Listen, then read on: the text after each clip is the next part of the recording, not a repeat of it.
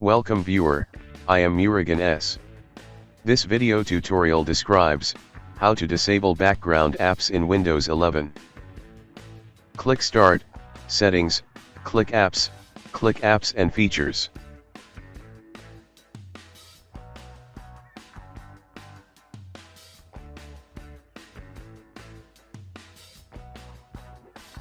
Select any application, click three dots, click Advanced Options.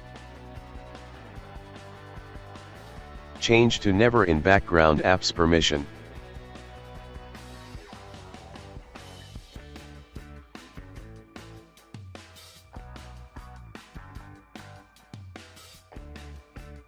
Select any application, click three dots, click Advanced Options.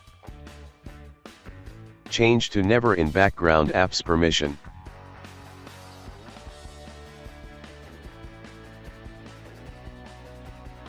I hope this video tutorial helps to you. Please like, share and don't forget to subscribe my channel. Thank you very much. See you next video.